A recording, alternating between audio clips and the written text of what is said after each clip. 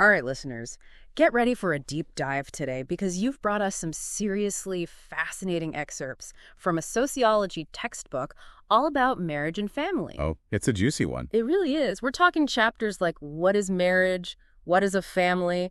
The big questions, Right to the heart of it. variations in family life, challenges families face. Really, we're going to unpack how the very idea of family is transforming right before our eyes.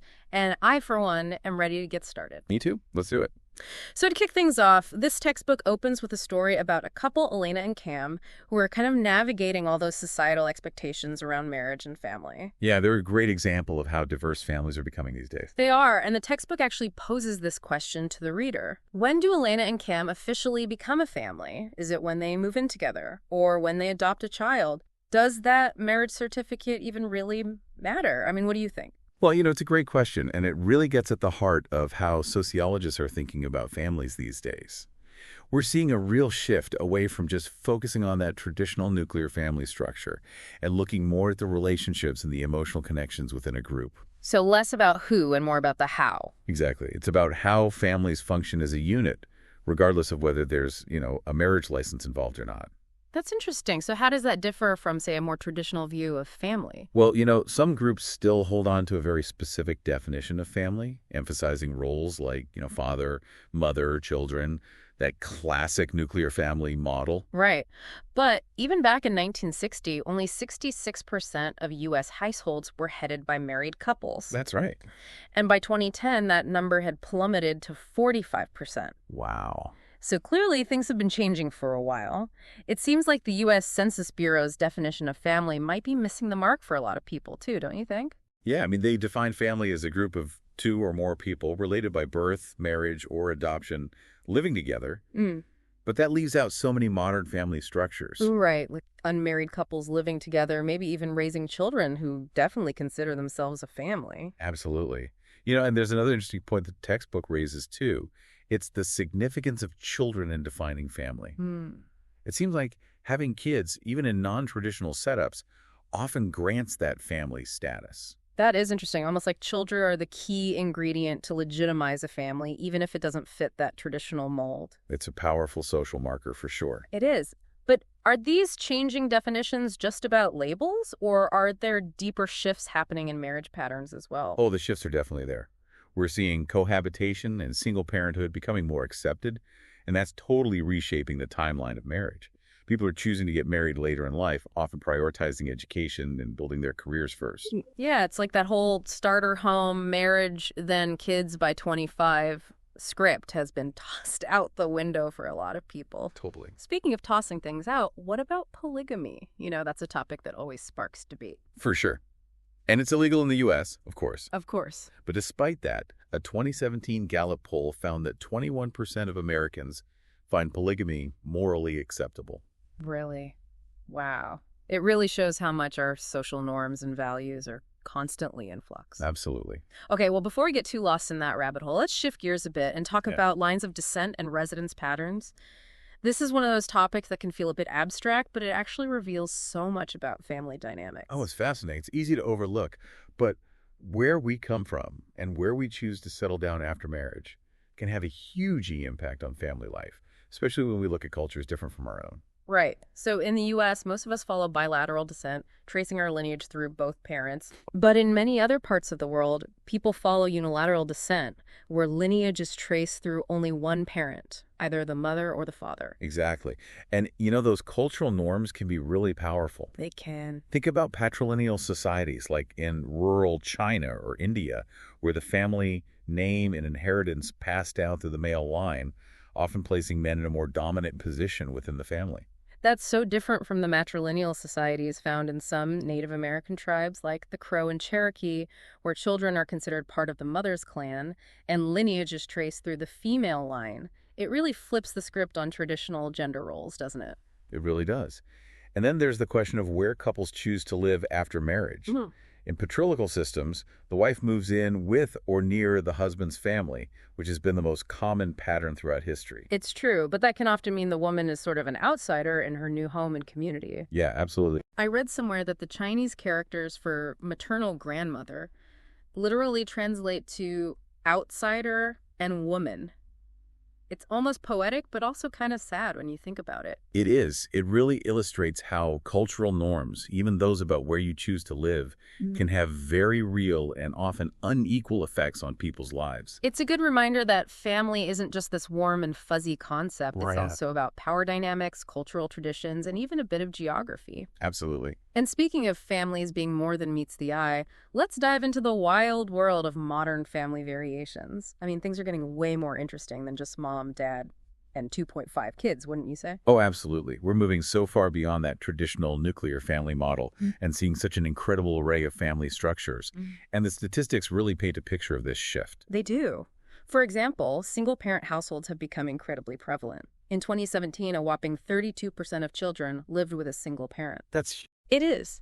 And blended families are becoming more and more common too, with step-parents, step-siblings, adding a whole other layer to the mix. In fact, around 16% of children are now living in blended families. wow. A lot of Brady Bunch-style dynamics happening out there. Right. But what about the kids who aren't living with their biological or adoptive parents? You know, those living with other guardians. That's another big piece of the puzzle. In 2018, almost 3 million children lived with a guardian who was neither their biological nor adoptive parent. That's a huge number. I can only imagine the various reasons behind that, from maybe struggling parents to family tragedies. It makes you realize how many children are navigating these complex family situations. Absolutely. Yeah. And sometimes those situations involve siblings being separated, which can be really tough, especially for younger children. They might worry about their siblings and wonder about their birth families. It's a lot for a young person to process. It is. You know, this brings up the concept of parentified siblings, which I found particularly fascinating and a little bit heartbreaking. These are often older siblings who end up taking on parental roles at a young age. Imagine shouldering that responsibility when you're still a kid yourself. It can have a big impact on them later in life. It might be hard to shake off those parental roles, which can affect their own relationships and even lead to issues with self-care or compulsive behaviors. It's a reminder that even when families are adapting and making the best of difficult situations, there are still challenges and potential long-term effects that we need to be aware of. Definitely. You know, there's this misconception out there that children in difficult family situations are always better off if their parents divorce. But research actually suggests that might not always be the case. Yeah, you're so right. While constant conflict between parents isn't healthy for anyone, divorce can be equally, if not more, damaging for children. It can create a lot of emotional upheaval, with kids often blaming themselves, trying to reunite their parents, or feeling forced to choose sides. Makes sense when you think about it.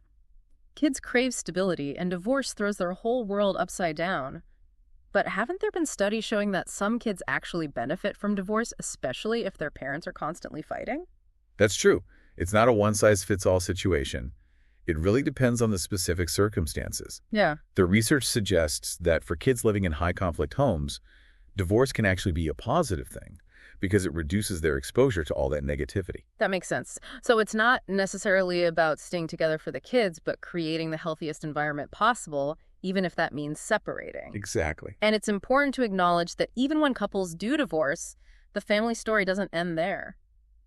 Remarriage and blended families are becoming increasingly common. They are. And that brings its own set of challenges, right? I mean, blending two families together, figuring out new living arrangements, navigating different parenting styles.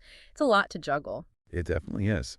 And it's interesting how remarriage often lacks those traditional courtship rituals we see in first marriages. There's less concern about parental approval, premarital sex, even desired family size. It becomes more about practicality and finding a way to make this new family unit work. It's like the sequel is always a little different from the original, Yeah. right? Okay, before we move on, I have one last question about this whole evolution of family structures. We've talked about single-parent households, blended families, but what about cohabitation and same-sex couples? How do those dynamics fit into the picture? Those are two huge trends that are reshaping the family landscape, and we definitely need to dive deeper into those next. It's interesting, isn't it, how we often think of family as this, like, fixed, unchanging unit. Yeah, like it's set in stone. Exactly. Yeah. But the reality is way more dynamic.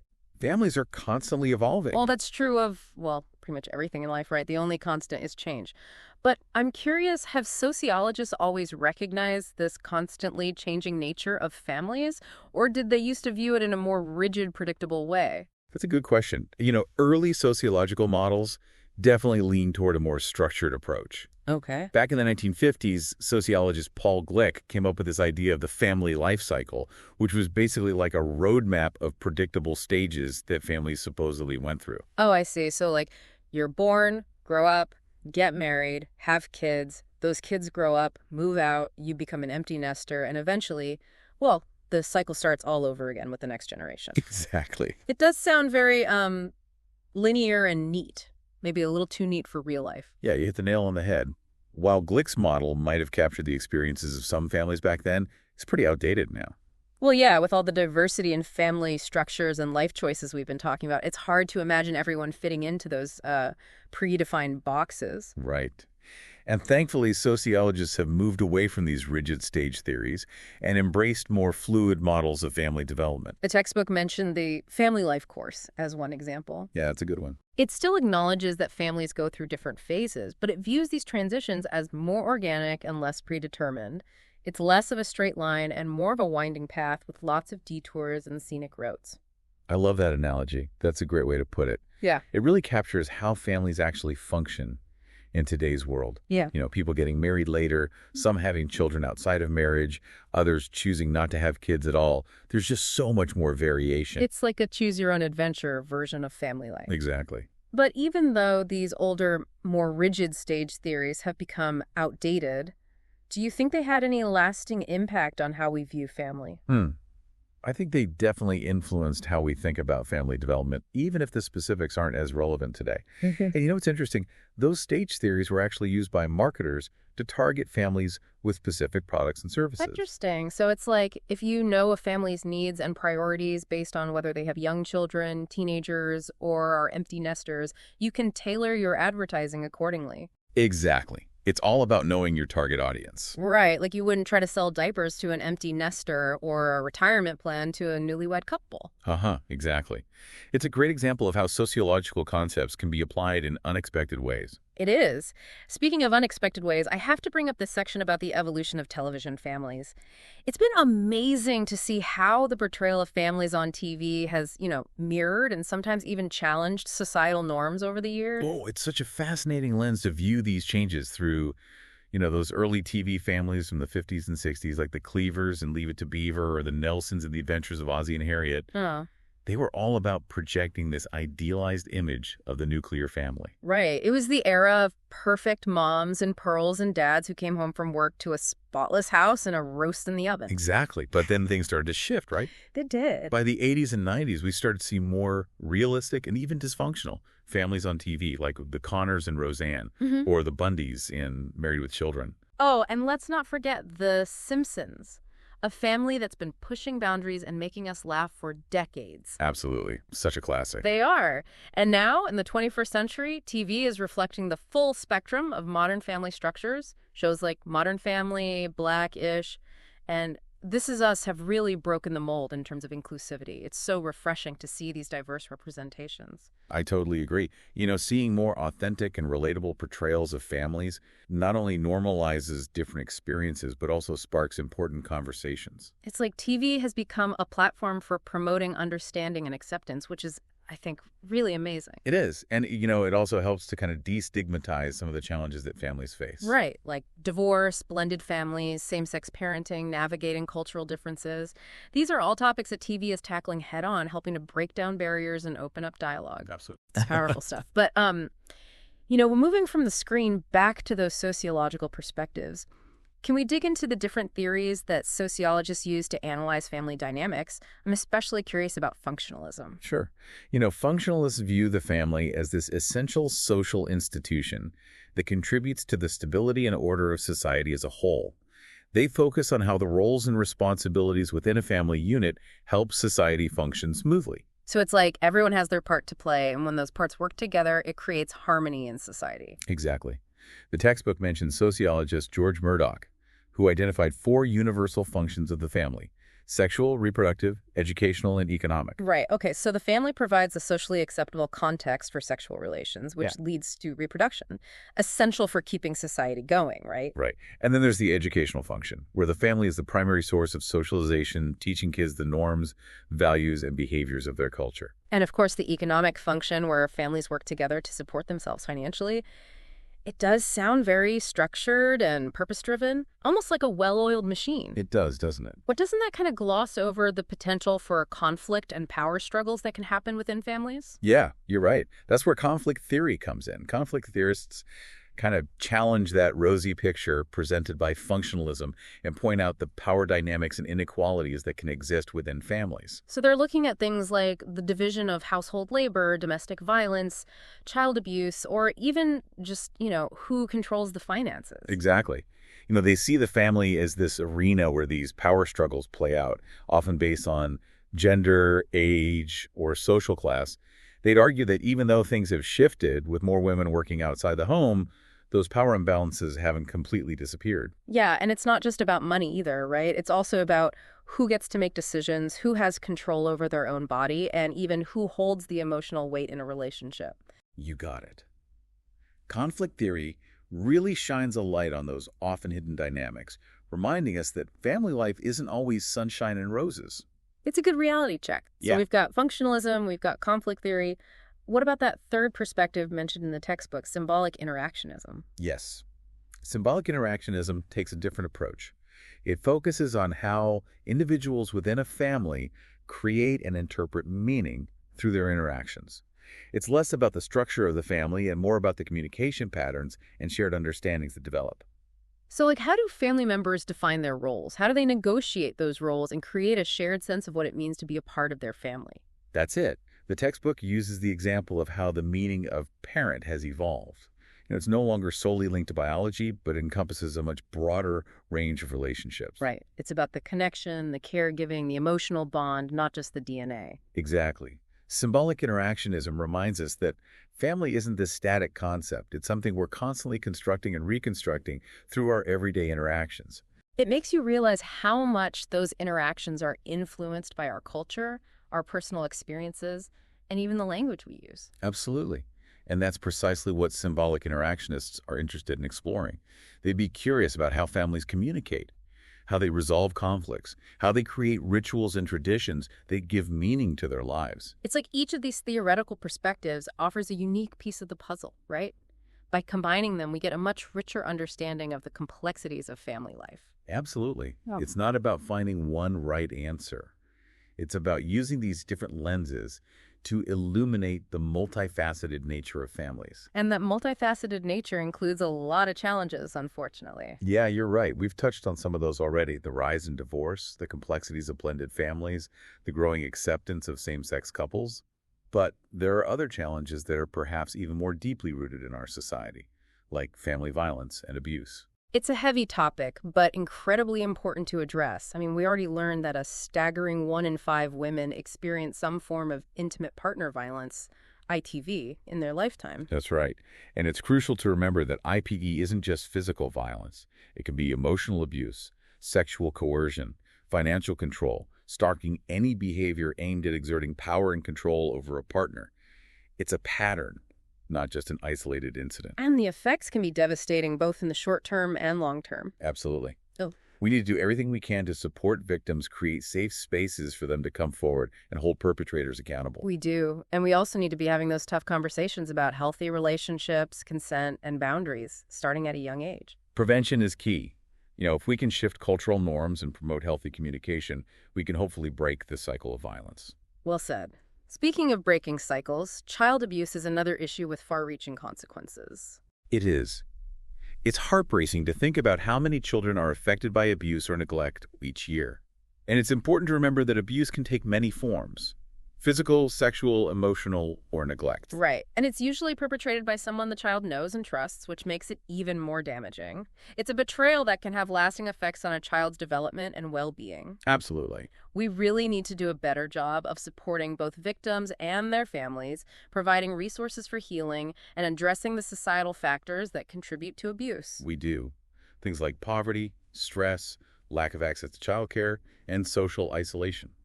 They all play a role. They do. And while we're on the topic of difficult conversations, I think we need to talk about corporal punishment. Oh, the age-old debate about spanking. Uh-huh. Right. Well, while some people might view it as an acceptable form of discipline, research overwhelmingly shows that it can be harmful to children. Yeah, it can lead to aggression, anxiety, depression, and damage a child's self-esteem. We need to be promoting positive parenting strategies that emphasize communication and respect. I agree. Children thrive in environments where they feel safe, loved, and supported, not punished or controlled. Absolutely. In addition to these more direct challenges, there are also some broader societal trends that are putting pressure on families. For example, the growing economic inequality in our society is a huge factor. Oh, it's a huge problem.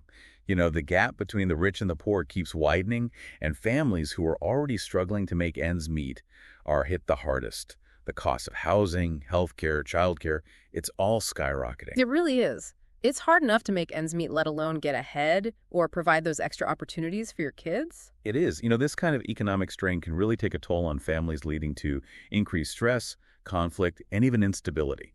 We need policies that support working families, like affordable housing, accessible healthcare, and quality childcare. For sure. And then there's the changing nature of work itself. More jobs are becoming automated, and the gig economy is booming. Yeah, it's creating a lot of uncertainty for families, especially when it comes to planning for the future. And on top of that, there's the issue of elder care. As our population ages, more and more families are juggling the responsibility of caring for both children and aging parents. It's a sandwich generation. Yeah, it is, and it can be incredibly challenging, both emotionally and financially. We need to offer more support for caregivers, things like paid family leave, affordable childcare, and respite care options. Caregiving is work, and it deserves to be recognized and supported. It does. It's a reminder that families aren't just responsible for themselves. They're often the backbone of our caregiving system, whether it's for children or for aging parents. That's such a good point. It really speaks to the interconnectedness of families and the broader community. We need to create a society that values and supports families in all their forms, because ultimately what happens to one family affects us all. We've covered a lot of ground in this deep dive, and I have to say it's been, pretty eye-opening. But amidst all these challenges, I'm also struck by the resilience and adaptability of families. Me too. Families are the foundation of our society, and despite the obstacles they face, they continue to find ways to love, support, and care for each other. It's inspiring. But that doesn't mean we should just sit back and admire their resilience. We need to actively work towards creating a society that supports families, not just expects them to figure it all out on their own. I agree. We need to advocate for policies that address systemic issues, challenge discriminatory practices, and create a more just and equitable world for all families. Absolutely.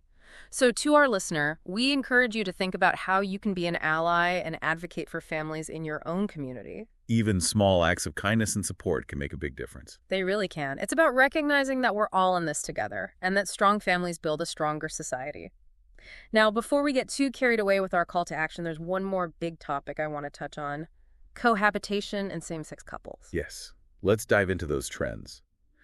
They represent some of the most significant shifts in the family landscape and challenge many traditional notions of what it means to be a family.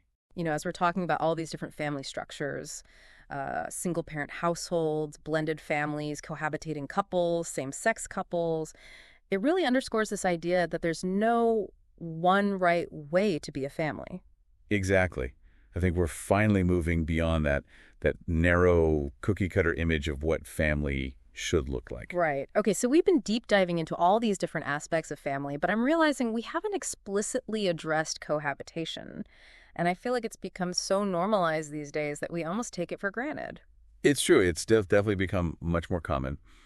In 2018, 15% of young adults aged 25-34 were living with an unmarried partner. Wow. That's a pretty big jump from previous generations. Yeah. What do you think is driving this trend toward living together before marriage or even instead of marriage? Well, there's definitely less social stigma associated with cohabitation now. Yeah. It's true. Many people see it as a perfectly valid alternative to marriage, or even as like a trial run, before tying the knot. Right, like dipping your toes in the water before taking the plunge. Yeah. But speaking of taking the plunge, is there any truth to that idea that living together before marriage actually makes for a stronger marriage? It's funny you should ask that, because research actually suggests that might not be the case. Oh, really? Yeah. Couples who don't cohabitate before marriage actually tend to have slightly higher rates of staying together in the long run. Huh. That's interesting. It seems a little counterintuitive. Why do you think that is? Well, it's complicated, but some sociologists suggest that couples who move in together might be more likely to kind of slide into marriage out of convenience or inertia rather than making a fully conscious, committed decision. I see. So it's not so much about the act of living together itself, but more about the underlying reasons and intentions. Exactly. It's a good reminder that correlation doesn't equal causation, and there are always multiple factors at play. That's true. Okay, well, this deep dive has certainly debunked a few myths already. Now, shifting gears a bit, let's talk about same-sex couples, another major trend shaping the landscape of modern families. Yes, definitely. This is such an important area to explore, especially given how much progress has been made in terms of legal rights and social acceptance in recent years. Right, it wasn't that long ago that same-sex marriage was illegal in many parts of the world. The 2015 Obergefell v. Hodges Supreme Court decision, which legalized same-sex marriage nationwide in the U.S., was a huge landmark moment. Huge. Absolutely. It was a landmark decision with far-reaching consequences, for sure. That decision granted same-sex couples the same spousal rights and benefits as heterosexual couples. It really was about so much more than just legal recognition. It was about sending a message of equality and inclusion. Absolutely. And you know what? The positive effects of that decision have been measurable. For example, studies have shown a decline in suicide rates among LGBTQ youth in states that had legalized same-sex marriage before Obergefell. Wow, that's incredible. It really shows how much these legal and social changes can impact people's lives in a very real way. Yes, absolutely. And it's not just about abstract principles, it's about real-world consequences. It also really challenges that outdated and harmful notion that children need opposite-sex parents to thrive. Oh, absolutely outdated. Research has consistently shown that children raised by same-sex couples fare just as well as their peers raised by heterosexual couples. That's right. It's all about the love and support and stability that a family provides, regardless of the parent's gender or sexual orientation. It really is. So much of what we've talked about today highlights how important it is to create a society that supports families in all their forms. Couldn't agree more. Our social policies and institutions often lag behind the changing realities of family life. So we need to create systems that are more inclusive and responsive to the needs of all families, regardless of their structure. I completely agree. And that means what? Access to affordable childcare, paid family leave, quality education and health care, and a strong social safety net for those who need it. All of that, yes. It's about leveling the playing field and ensuring that all families have the opportunity to thrive. Right. And it also means challenging discrimination and stigma that certain families might face, whether it's based on sexual orientation, race, ethnicity, or socioeconomic status. You're so right. We need to create a culture where all families feel valued, respected, and supported. I couldn't agree more. Well, we've covered a lot of ground in this deep dive, and I have to say it's been incredibly eye-opening. Me too. It's been a lot to process, but I feel like we've only just scratched the surface. Yeah, it's just the beginning, really. But it's been great to explore these complexities and challenges with you. It has. And amidst all these challenges, I'm also struck by the resilience and adaptability of families. Oh, me too. Families are the foundation of our society. And despite all the obstacles they face, they continue to find ways to love, support, and care for each other. It's amazing. And, while we've learned so much from this deep dive into the research and sociological perspectives, it's also a reminder that every family has their own unique story. They do. So to our listeners, we encourage you to keep exploring these ideas, challenge your own assumptions, and engage in open and honest conversations about family with the people in your lives. Yes. Remember, even small acts of kindness and support can make a big difference in the lives of families who are struggling. It's about recognizing that strong families build a stronger society, and that we all have a role to play in creating a world where all families can thrive. Absolutely. So thank you for joining us on this deep dive. We hope you found it thought-provoking and maybe even a little bit inspiring. Me too. I always love these deep dives. And until next time, keep diving deep.